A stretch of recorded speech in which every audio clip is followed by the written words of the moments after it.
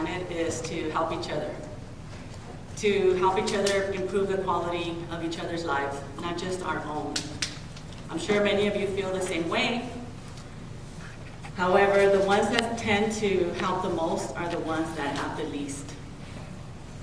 I started helping people out after one Christmas phone call that broke my heart. It was the day before Christmas Eve, and the phone rang. A man was desperate on the phone and suicidal. He couldn't pay the utility bills, he couldn't pay his rent, and he wanted to kill himself. I stayed with him on the phone call and was moved to help this poor man to begin to turn the lights back on in his life. That Christmas, I was on a mission. I, with my company, Ortega Counseling Center, fed 25 families for Christmas. Not only that, we also bought Christmas presents for each and every person in that entire family. As I was making the phone calls like Santa Claus, gathering the wish lists, I began to realize that giving wasn't just about touching the people in my life. It wasn't just about the people that picked up the phone calls. Giving could be so much bigger than that. What about all the people that I didn't call? And what about all the people that didn't call us?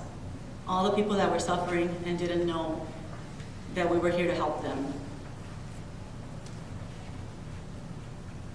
That's when my vision really blew up, and I decided that I wanted to make an even bigger impact, and I opened Angels for Injured Workers. At Angels for Injured Workers, I discovered that as we asked families that were fighting for the basics of life what they would like for Christmas, of course, there were the iPads, the computers, the fun times at Disneyland. But most of the people asked for basics. They asked for food to cook for Christmas dinner. They asked for food to put in the refrigerator because they were hungry and wouldn't eat enough. They asked for blankets to keep themselves warm. They asked for pants for their children to go to school pants. And money to pay their light bill. They were desperately trying to keep the lights on in their lives. $300 often was the difference between one man staying in his home or being evicted. Can you imagine, no matter how well off you are right now, that $300 could make a difference whether you stay in your home or you have to be evicted? I know the difference $300 makes from personal experience. I was born in General Hospital in East LA. And for a long time, I thought General Hospital was a fancy hospital because it was on television.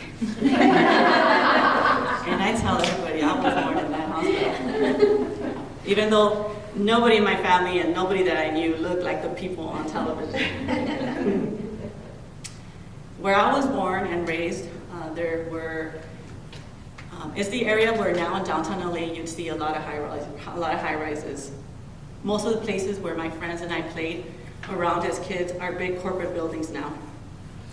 Before the high-rises were built, my neighborhood was small houses, apartments, liquor stores, small markets. It was a poor and very dangerous neighborhood. And I lived in an apartment building with about 60 apartment units. We were near Echo Park. That 20-block radius was the whole world to me then. That area had been a home to gangs since the 1970s. They were part of the makeup of the community, and the real gangsters were violent, stabbing, and killing each other. By the time I was 9 years old, there were probably 10 different rival gangs in my neighborhood. In the exact corners where I grew up, 18th Street was the gang that tormented the other gang, which was Diamond Street. And while we lived on that street, we can count that we were under the protection of 18th Street. But the minute that you go into a different territory, you could be in danger. My mom married and divorced 3 times during my youth. We moved from different apartments with each different husband. One of the funniest things is that we always stayed in the same apartment building. It's kind of comical. I lived in that building from the time I was 1 to the time I was 19 years old. I think I must have moved at least 10 times. It was always an apartment with 1 bedroom and 1 bathroom for 7 of us.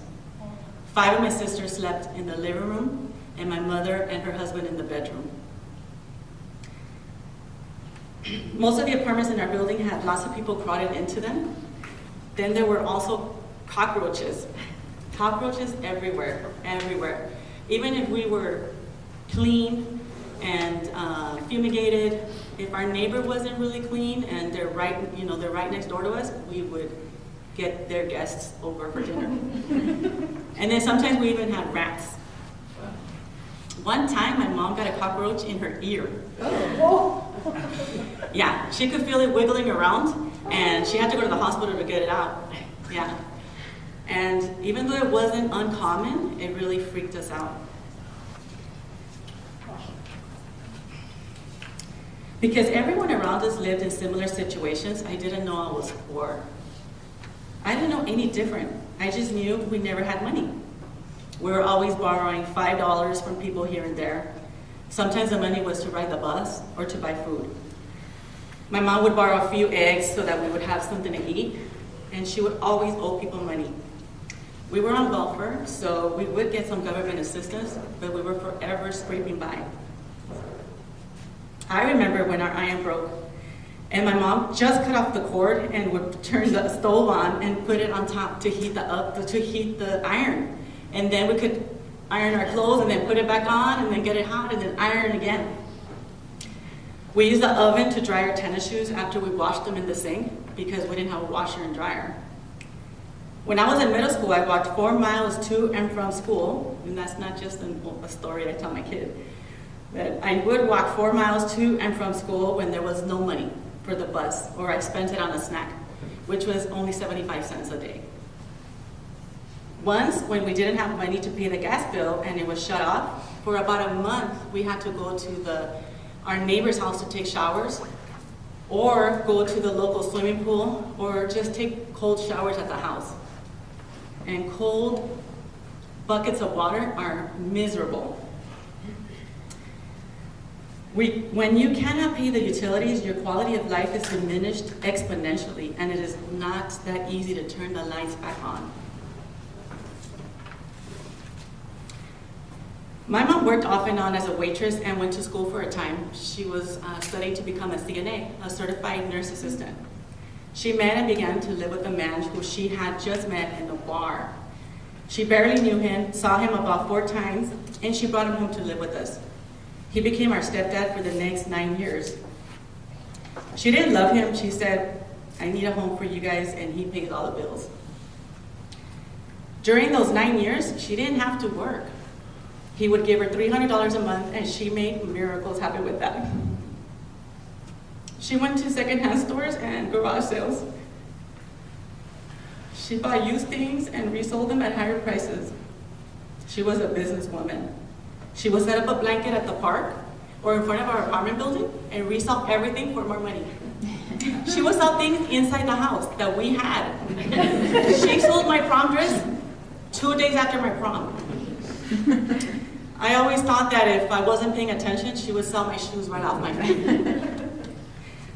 That $300 massively upgraded the quality of our lives. Today, I could see that my story was a sob story. And for many years it was.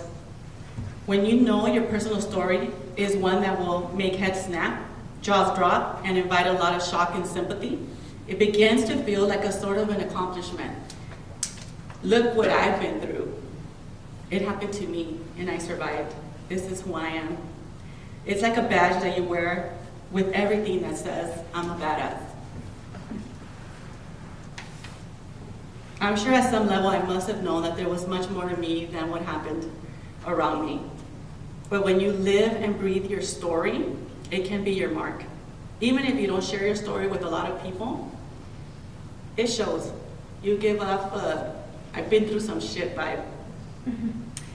It fuels your fire, but simultaneously, it keeps you from healing and growing. When you become stuck in your story, you are living in the dark. It becomes nearly impossible to see from any other perspective. The view is blocked from the pain and rejection that you have experienced. You know all the details so intimately that they affect every step in your day. When you repeatedly tell yourself, that you've been abandoned and thrown away, all you see is more proof that that is true. And you're unable to see any other outcome, even if it's right in front of you. It's like living with the lights off. I have learned that creating miracles and change in my life takes courage. Courage to turn the lights on and take responsibility for my choices, even though what is illuminated is not always pretty. I have learned to let go of my story and instead stand in the truth of who I am, no matter what. For many years, I believed that my story was so much worse than anyone else's. Why did it define me for so long? I grew up in a rough area where most people were dealing with the same issues that seem to plague low-income areas: drugs, gangs, death, crime. What right did I have to feel the bigger victim? I was living in the dark and couldn't see any other choices. I played that part for a long time, the badass victim. But what I've come to realize is that there's no quit in me, and my story shaped who I am today. I turn on the lights to see the miracles now.